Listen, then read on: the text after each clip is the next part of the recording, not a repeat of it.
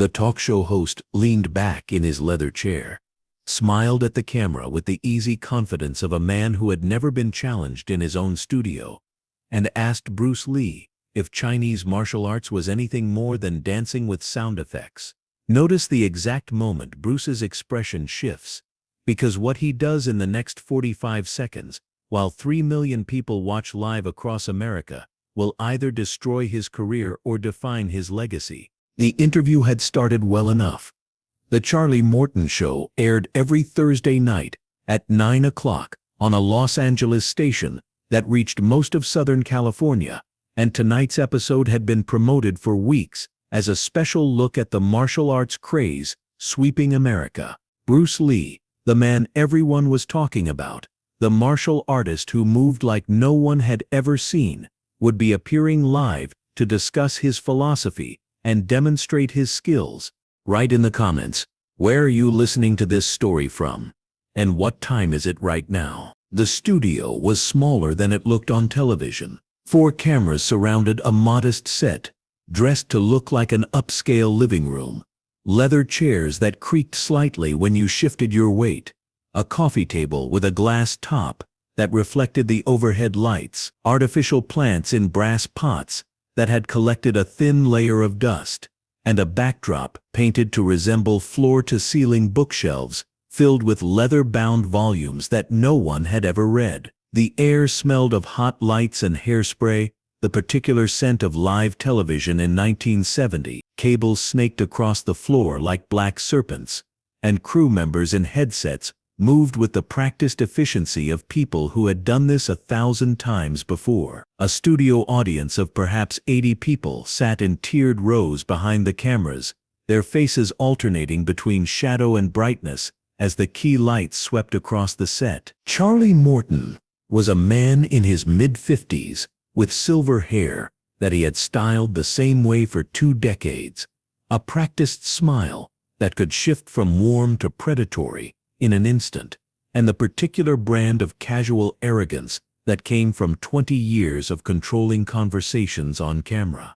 He wore a navy blue suit with wide lapels, a style that was fashionable that year, and a gold watch that caught the studio lights whenever he gestured. He had interviewed politicians, movie stars, athletes, and authors. He was known for his sharp wit, his willingness to ask uncomfortable questions, and his absolute confidence that no guest could throw him off his game. His producer had briefed him on Bruce Lee for perhaps 10 minutes before the show, focusing mainly on the physical demonstrations that might make for good television. For the first 10 minutes, the interview had been polite, even friendly. Charlie asked Bruce about his background in Hong Kong, his training in Wing Chun, his philosophy of martial arts as a path to self-improvement. Bruce answered thoughtfully, his English precise and articulate, his hands occasionally moving to illustrate a point about movement or energy. He wore a simple dark suit that fit him perfectly, emphasizing the controlled power of his frame without being flashy. The audience seemed engaged, leaning forward in their seats when Bruce described the discipline required to master a single technique. The crew seemed relaxed, the cameramen smoothly tracking between the 2 men as they spoke. And then Charlie decided to test his guest.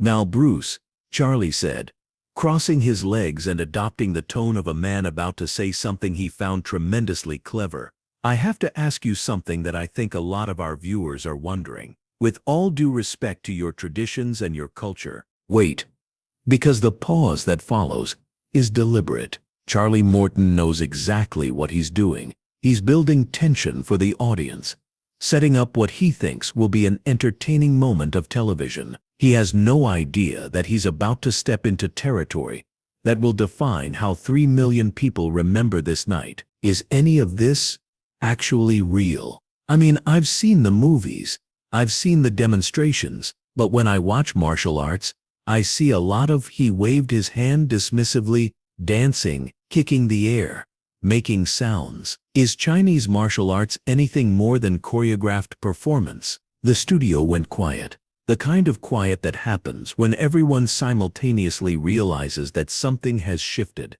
that the comfortable boundaries of polite conversation have been crossed.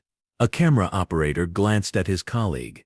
The floor manager's hand froze halfway to his headset. In the audience, a woman in the front row pressed her hand to her mouth. The studio lights hummed overhead, the only sound in a room that had been filled with easy conversation just seconds before.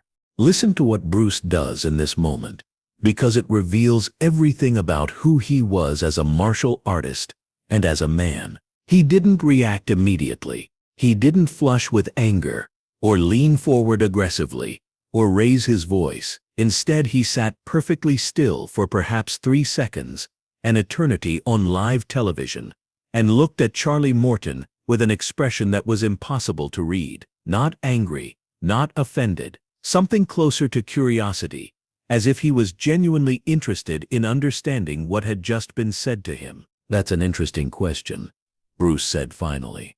His voice was calm, measured, without a trace of hostility. "May I ask what makes you think it might not be real?" Charlie seemed pleased that his provocation had landed. He smiled wider. "Well, I've never seen anyone actually hurt in a martial arts demonstration. It's all very impressive.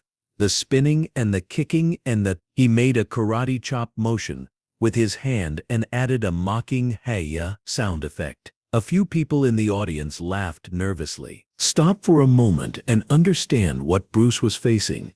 He was a guest on someone else's show, in someone else's studio, with cameras broadcasting his every reaction to 3 million homes.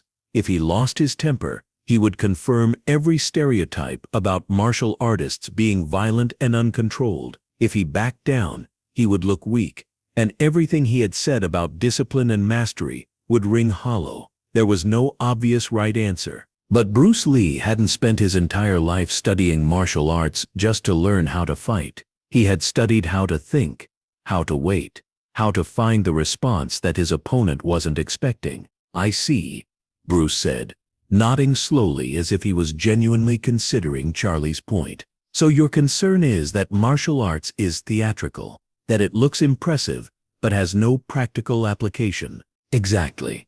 Charlie seemed pleased to have his position summarized so neatly. "I mean, in a real fight, would any of this actually work?" "That's a fair question. Would you like me to show you?" The words hung in the air. Charlie's smile flickered. For just a moment, the first crack in his confidence. "Show me. What do you mean?" "I mean a demonstration. Not theatrical. Not choreographed. Just a simple test of whether what I do is real." Bruce's voice remained completely calm. "Nothing dangerous. Nothing that would hurt you. Just enough to answer your question. Here's what you need to understand about this moment." Bruce Lee wasn't threatening Charlie Morton. He wasn't trying to embarrass him or prove his dominance. He was offering something far more sophisticated, an opportunity for Charlie to learn something, live on camera, without losing face.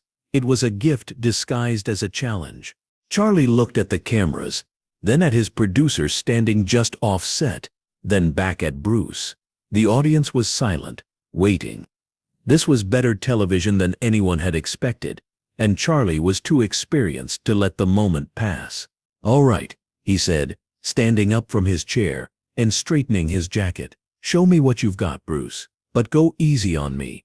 I'm just a television host." The audience laughed, but it was tense laughter, uncertain laughter, the kind of laughter that happens when people aren't sure if they should be amused or alarmed. Something was about to happen, and everyone could feel it. The cameras kept rolling, capturing every moment for the 3 million viewers at home who had no idea they were about to witness television history. Bruce stood as well, moving with the fluid economy of motion that made him so remarkable to watch. There was no wasted movement, no unnecessary tension in his body. He simply flowed from sitting to standing, as if gravity was a suggestion rather than a law. He stepped around the coffee table and positioned himself facing Charlie, about 3 feet away. "Give me your hand," Bruce said. Charlie extended his right hand, and Bruce took it in a light grip. Not a handshake, just a loose hold around the wrist. "Now I want you to try to pull your hand free. Whenever you're ready." Charlie's smile was back. This seemed easy enough. He was a reasonably fit man, probably 50 pounds heavier than Bruce. He pulled. His hand didn't move. He pulled harder, putting his shoulder into it, his face reddening with effort. Bruce's expression didn't change. His arm didn't move. It was as if Charlie was trying to pull his hand free from a steel clamp. Notice what was happening. Bruce wasn't using strength against strength. He wasn't muscling Charlie into submission. He was using structure, positioning, and an understanding of human biomechanics that made it literally impossible for Charlie to generate enough force to break the grip. It looked like nothing was happening. Bruce's face remained calm, his breathing unchanged, but Charlie's entire body was straining against an immovable force. Sweat began to bead on Charlie's forehead under the hot studio lights. His jaw clenched, the tendons in his neck stood out like cables. "Okay," Charlie said, slightly breathless, releasing his effort. "Okay, I can't move it. That's impressive. But that's just grip strength, right? That's not martial arts?" Bruce finished. "You're right. That's just a demonstration of structure. Let me show you something else." He released Charlie's wrist and took one step back. "I want you to try to touch my face. Just reach out and touch my cheek. I won't hit you or hurt you in any way. Just try to touch me. Wait, because what happens next will become one of the most famous moments of Bruce Lee's career, even though almost no footage of it survives." Charlie reached out with his right hand, a simple direct motion toward Bruce's face. Before his fingers had traveled 6 inches, Bruce's hand was there, not slapping, not blocking, just placing itself gently between Charlie's palm and his own cheek. Charlie tried again, faster this time. Same result. He tried with his left hand. Same result. He tried with both hands at once. A quick grab toward Bruce's shoulders, and somehow Bruce was simply not there, having shifted 2 inches to the side, with a motion so subtle it was almost invisible. The audience was completely silent now. Not the uncomfortable silence of before, but the focused silence of people watching something they didn't quite understand, but knew was extraordinary. One woman in the 3rd row had her hand pressed to her chest. A man near the back had risen slightly from his seat for a better view.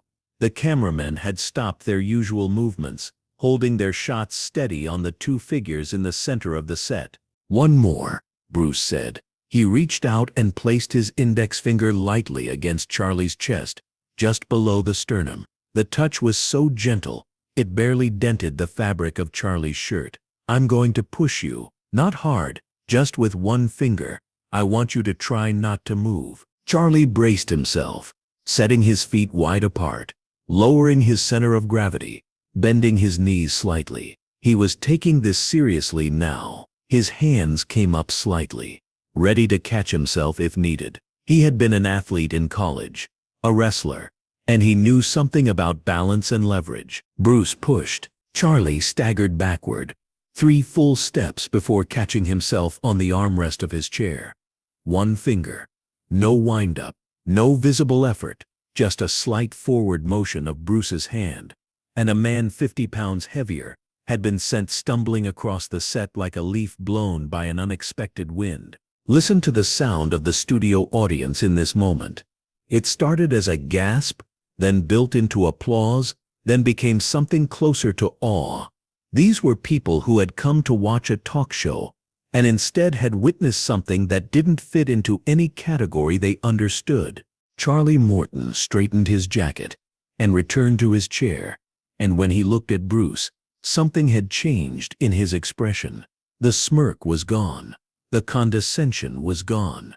In its place was something that might have been respect, or might have been the simple acknowledgement that he had underestimated his guest in a way that could have gone very badly for him. "Well," Charlie said, and for once in his 20-year career, he seemed to be searching for words. I think I owe you an apology, Bruce. That was not dancing." The audience laughed, but it was warm laughter now, the tension broken. "No apology necessary," Bruce said, settling back into his chair with the same fluid grace. You asked a fair question. Many people wonder the same thing.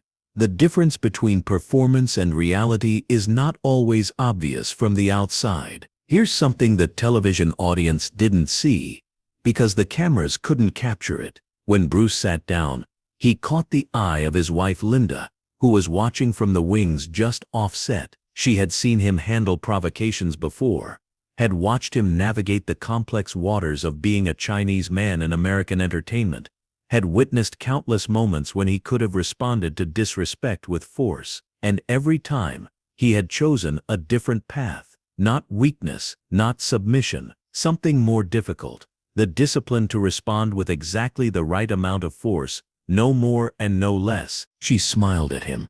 He gave her the slightest nod. The interview continued for another 15 minutes, but the dynamic had completely changed. Charlie asked genuine questions about Bruce's philosophy, about his training methods, about his goals for bringing martial arts to Western audiences. He listened to the answers with the attention of a student rather than the skepticism of a critic. He even laughed genuinely at one of Bruce's jokes about the difference between Hollywood martial arts and the real thing. The audience, which had been tense and uncertain, was now warm and engaged, applauding at moments that deserved applause, laughing at moments of genuine humor. Stop here and consider what Bruce had accomplished.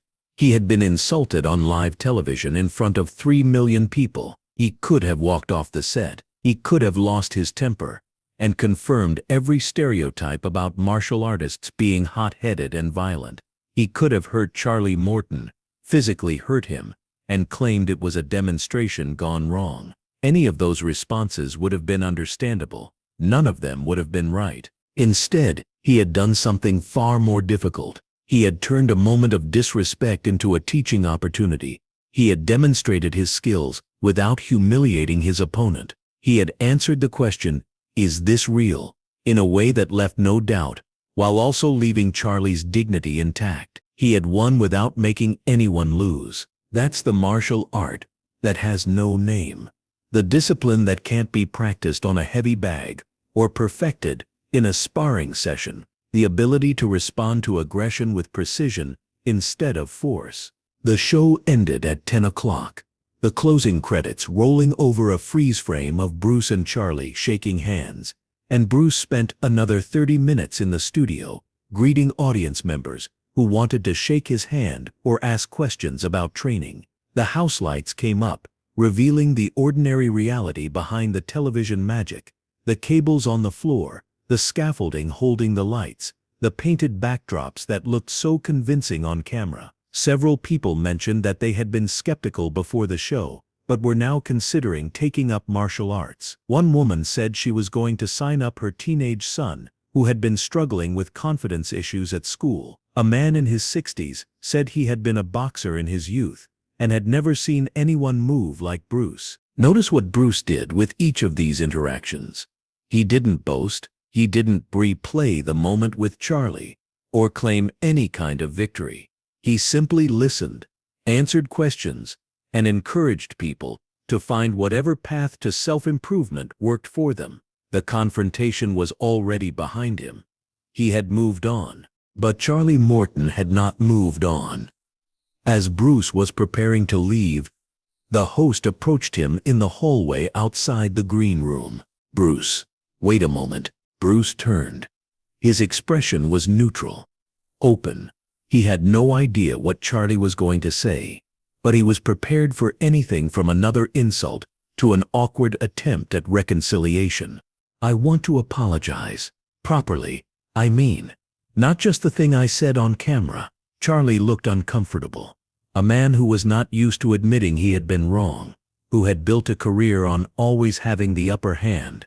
His silver hair was slightly disheveled now, the careful styling having wilted under the studio lights. "What I said about dancing and sound effects, that was disrespectful. I was trying to get a reaction from you, to make good television. I didn't expect..." "Didn't expect what?" "I didn't expect you to be better than me at my own game." Charlie almost smiled. "I've been doing this for 20 years. I know how to control a conversation, how to put guests on the defensive, And you didn't play along. You stayed in control the whole time, even when I was trying to make you look foolish. Listen to what Bruce says in response, because it captures something essential about his philosophy. There's no game to win, Charlie. You asked if what I do is real. I showed you that it is. That's not a victory for me. It's information for you. What you do with that information is your choice. And if I had kept pushing, if I had said something worse, tried harder to provoke you. Bruce considered the question for a moment. Then I would have had to decide how much force was appropriate to the situation. The demonstration I gave you tonight used maybe 1% of what I'm capable of. It was calibrated to answer your question without embarrassing you. If you had escalated, I would have escalated, but only as much as necessary, never more. 1%. Charlie shook his head slowly. That's terrifying, Bruce. You know that, right? The idea that you were holding back that much, the whole time. It's not about terrifying people. It's about having options. Most people, when they're challenged, can only respond one way, with whatever maximum force they can generate. They have no middle gears. A martial artist has a full range of responses, from complete stillness to total commitment. The goal is to use the minimum necessary force in every situation. Here's something that happened after Bruce left the studio that night, something he didn't learn about until weeks later. Charlie Morton went home to his house in the Hollywood Hills and sat in his living room for a long time, thinking about what had happened. The house was quiet. His wife was already asleep, and the only sound was the distant hum of traffic on the freeway below. He poured himself a scotch and sat in his favorite chair, the one that faced the window, with its view of the city lights spread out like a glittering carpet. He had been a talk show host for 20 years, and in that time, he had interviewed thousands of guests. He had made people laugh, made them cry, made them angry, made them walk off the set. He had always been in control. Tonight, for the first time, he had met someone who was more in control than he was. And instead of feeling threatened or humiliated, he felt something unexpected: gratitude. Bruce Lee had taught him something without making him feel small. That was a rare gift. The following week, Charlie mentioned Bruce in his opening monologue. I had an interesting experience last Thursday, he told his audience. I tried to make a fool out of a martial artist, and he made a student out of me instead. Bruce Lee, if you're watching, thank you for the lesson. Wait, because what happens in the months that follow will show how one moment of disciplined response can ripple outward in ways no one could have predicted. The Charlie Morton Show aired in syndication across the country, and that particular episode became one of the most requested in the show's history. Copies of the tape were made and shared between stations. Television critics wrote about the moment when a host had been put in his place without a single harsh word being spoken. The incident was discussed on other talk shows, analyzed in newspaper columns, and remembered by viewers who would still be talking about it decades later. Martial arts schools across America reported a surge in enrollment, with new students specifically mentioning that they had seen the interview and wanted to learn that kind of control, that kind of mastery. And Bruce Lee's career, which had been building steadily through small television roles and private demonstrations, accelerated dramatically after that night. Producers who had been skeptical about casting a Chinese man in leading roles saw the interview and recognized something they hadn't seen before: a man who could command attention without raising his voice, who could demonstrate power without violence, who could win an audience with presence alone. The barriers that had seemed so insurmountable began to crack. The film offers started coming more frequently. After that night, the speaking invitations multiplied. The martial arts world began to recognize that Bruce Lee was not just a skilled practitioner, but a new kind of ambassador, someone who could translate the philosophy of the East for Western audiences without condescension or compromise, who could bridge two worlds that had never understood each other. If you followed this story to this point, you understand that what happened on the Charlie Morton Show wasn't really about martial arts. It wasn't about proving that Kung Fu was real or that Bruce Lee could beat up a talk show host. It was about something more fundamental, the power of restraint. Anyone can respond to an insult with anger. Anyone can meet aggression with aggression. That's the easy path, the instinctive reaction, the response that requires no thought or discipline. What Bruce did was infinitely harder. He stayed calm, assessed the situation, chose the minimum necessary response, and executed it with precision. That's the real martial art. Not the kicks or the punches or the flying techniques that look so impressive on a screen. The ability to remain in control when someone is trying to make you lose control. The discipline to respond with exactly enough force and not 1 ounce more.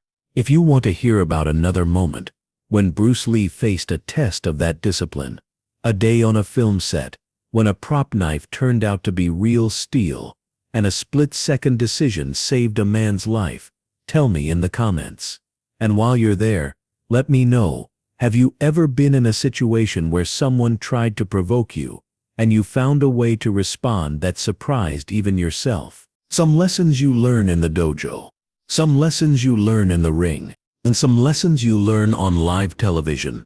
With 3 million people watching, when a man with silver hair and a practiced smile tries to make you look like a fool, and you show him, without anger, without violence, without a single raised voice, exactly what mastery really means. That's the lesson Bruce Lee taught on the Charlie Morton Show.